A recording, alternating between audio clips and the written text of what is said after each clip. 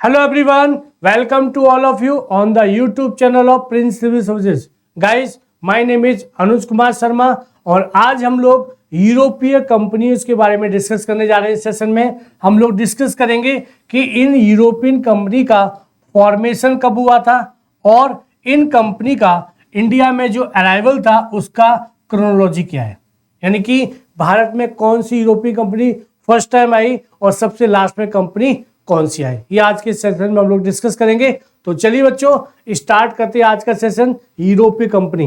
But इस session को start करने से पहले आप लोगों के लिए बहुत ही इंपॉर्टेंट इंफॉर्मेशन कि बच्चों इंडिया का इज द ओनली इंस्टीट्यूट जहां पर आप कॉलेज की पढ़ाई के साथ साथ आईएएस और आरएएस की तैयारी कर सकते हैं। सेंस कि जैसे ही आप ग्रेजुएशन कंप्लीट करेंगे तो आपका ऑटोमेटिक आईएएस और आरएएस का 80 से 90% सिलेबस आपका यहाँ कंप्लीट हो जाएगा और फर्दर इंफॉर्मेशन के लिए आप इस नंबर से कांटेक्ट कर सकते हैं और प्रिंस सिविल सर्विसेज के सोशल मीडिया से आप कनेक्ट हो सकते हैं।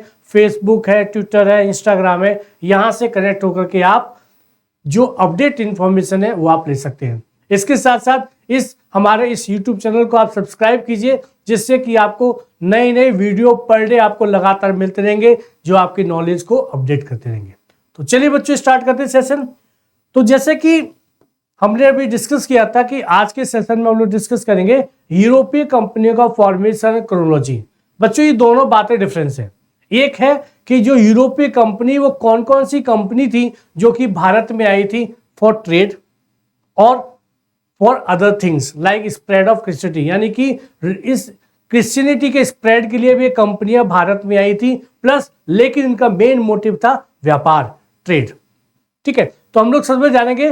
तो सबसे पहले जो कंपनी, सबसे पहले हम लोग डिस्कस करेंगे अराइवल का, यानी कि जो भारत में कंपनियों का जो अराइवल था उसकी क्रोनोलॉजी क्या है। सबसे पहले कौन सी कंपनी है, तो बच्चों ध्यान रखिएगा, सबसे पहले कंपनी थी पोर्तुगल ईस्ट इंडिया कंपनी, यानी कि पुर्तगाल ईस्ट इंडिया कंपनी थी जो कि सबसे पहले भारत में 1498 में आई थी। Second means P. नेक्स्ट जो इंडिया में आने वाली कंपनी थी after Portuguese, that is Dutch East India company, D, this one, Dutch East India company इन 1605। बच्चों एक चीज ध्यान रखिएगा, इसमें थोड़ा सा कंफ्यूजन होता है in two company, that is English East India company and second one is Dutch East India company. इन दोनों में एक डिफरेंस है। डिफरेंस है इसके अराइवल में, डिफरेंस में इसके फॉर्मेशन में, यानी कि कंपनी के फॉर्मेशन का ईयर और अराइवल का ईयर दोनों डिफरेंस है। अभी हम लोग डिस्कस कर रहे हैं अराइवल की क्रोनोलॉजी। तो सबसे पहले कंपनी आई थी पुर्तगीज, देन डच के बाद English East India company, English East India company के बाद Danish East India company, Danish के बाद French East India company, then after that Swedish East India company. Okay, means कि इंडिया में for trade जो कंपनियों का क्रोनोलॉजी है, first company that is Portugal East India company, second one is Dutch East India company is 1608, Portuguese 1498, Dutch 1605, English East India company 1608, Danish 1616, French 1668, Swedish 1731। Okay, that is arrival chronology. ये क्या है, ये है arrival chronology कि भारत में इन कंपनियों का आगमन क्रम। अराइवल क्रोनोलॉजी क्या है, तो फर्स्ट है Portuguese, then Dutch, then English, then Danish, then French, then last one is Swedish. Okay, but अगर हम इस कंपनी के एस्टेब्लिशमेंट या फॉर्मेशन की बात करेंगे तो कौन सी कंपनी का फॉर्मेशन कब हुआ, ये से डिफरेंट थिंग। ओके, क्योंकि दोनों डिफरेंस है। देखिए, तो first company is no doubt that is पुर्तगाल, 1498 में फॉर्मेशन था और इस कंपनी को जब फॉर्म किया गया था, इस कंपनी का नाम था एस्टाडो द इंडिया। क्या नाम था इसका, is known as Estado da India, यानी कि पुर्तगीज East India company is also known as Estado da India. Second one, if we talk about English East India company, तो बच्चों इसका फॉर्मेशन हुआ था 1680। ओके, तो it means difference only in two company, that is English East India Company and Dutch East India Company. जब हम लोग discuss करते हैं अराइवल क्रोनोलॉजी को तो डच का नंबर पहले आता है, सेकंड नंबर पे। बट अगर हम लोग फॉर्मेशन की बात करते हैं तो डच का नंबर आएगा थर्ड। तो डच ईस्ट इंडिया कंपनी का फॉर्मेशन कब है, एस्टेब्लिशमेंट कब है, इन 1602।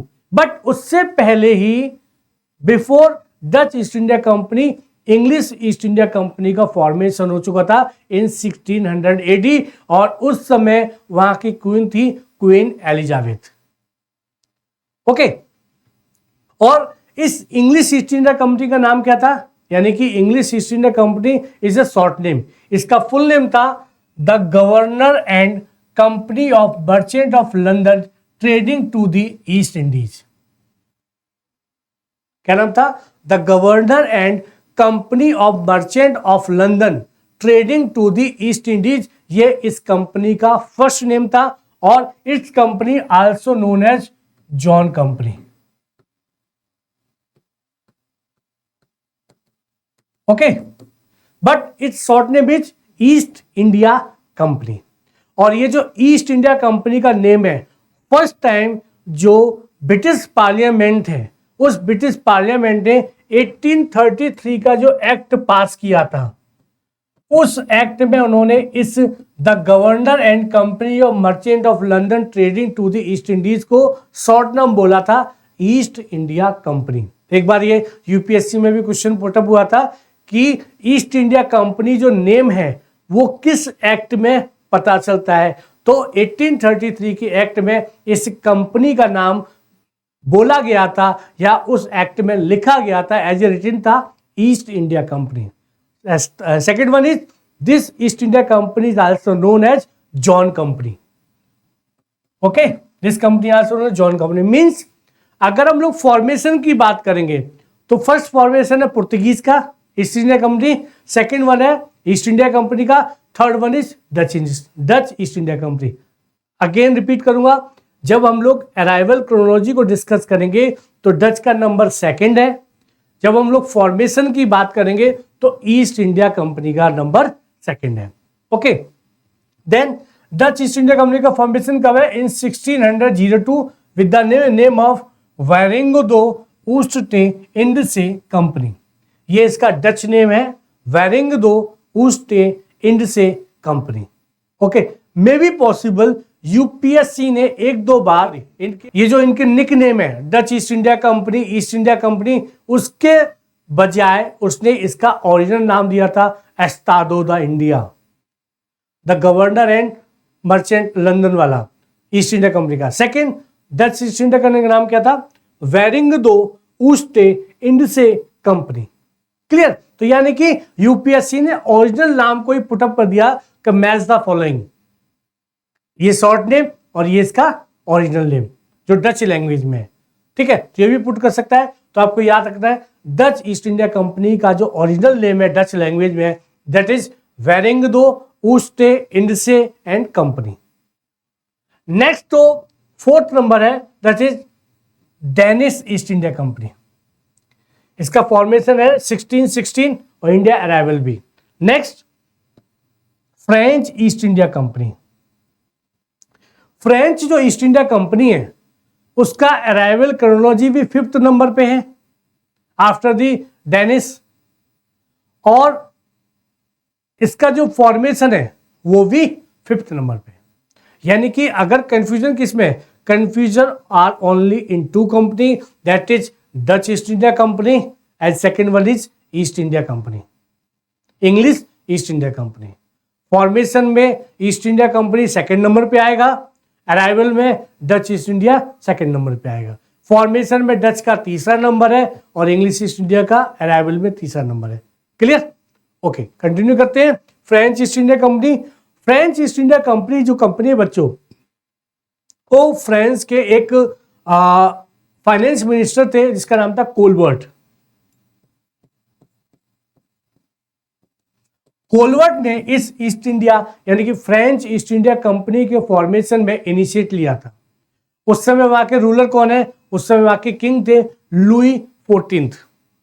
तो उन्होंने लुई 14 को कन्विंस किया कि हम लोगों को अगर डेवलपमेंट करना है तो एक कंपनी को फॉर्म करना पड़ेगा और कंपनी ट्रेड किससे के साथ करेगी? ईस्ट इंडीज के साथ, यानी कि इंडिया और जो साउथ ईस्ट एशिया की जो कंट्रीज है उनके साथ ट्रेड करेगी। तो कोलवर्ट के इनिशिएटिव से 1664 में एक कंपनी का फॉर्मेशन हुआ था, that is known as French East India company. But इसको फ्रेंच लैंग्वेज में कहते हैं कंपनी इंडेस ओरिएंटल्स। क्या बोलते हैं इसको? फ्रेंच ईस्ट इंडिया कंपनी को फ्रेंच लैंग्वेज में बोलते हैं कंपनी इंडेस ओरिएंटल्स। क्लियर? तो ये है आपका फिफ्थ नंबर। अराइवल भी फिफ्थ है इसका, फ्रेंच ईस्ट इंडिया कंपनी का, और फॉर्मेशन भी फिफ्थ है। Last one is Swedish East India company, that is 1731। क्योंकि इस स्वीडिश ईस्ट इंडिया कंपनी का इतना इंपैक्ट नहीं है और इनका इतना ट्रेड भी नहीं था, तो इसको हिस्ट्री में इसको हम लोग ज्यादा वैल्यू नहीं देते हैं। लेकिन यूपीएससी अराइवल ऑफ फॉर्मेशन में स्वीडिश ईस्ट इंडिया कंपनी से भी क्वेश्चन पुटअप कर सकता है कि इसके क्रोनोलॉजी में इसका स्थान यानी कि प्लेस कौन सा है। क्लियर? तो ये था बच्चों हमारा यूरोपियन कंपनी के जो लिस्टेड है कि कौन सी कंपनी का फॉर्मेशन कब हुआ है और अराइवल क्रोनोलॉजी। ये सबसे ज्यादा जितने छोटे एग्जाम होते हैं आरपीएससी के उनमें कई बार ये पूछा जा चुका है और पूछा जाता है। तो चलिए बच्चों, आज के सेशन हम लोग यहीं समाप्त करते हैं और कल के हम लोग नए सेशन में हम लोग आगे डिस्कस करेंगे कि आखिर इन यूरोपीय कंपनियों का भारत में अराइवल का रीजन क्या था, आखिर वो कौन कौन से रीजन थे, जिन रीजन के बेस में हम लोग ये बताते हैं कि यस इन यूरोपीय कंपनियों का इंडिया में अराइवल इसलिए हुआ था। वो रीजन ट्रेड था, वो रीजन स्प्रेड ऑफ क्रिश्चियनिटी था, वो रीजन स्पाइस था, क्या क्या रीजन थे और क्या इसका इमीडिएट रीजन था। इन सारी चीज़ों को डिस्कस करेंगे हम लोग नेक्स्ट सेशन में। तब तक के लिए have a nice day. Thank you so much.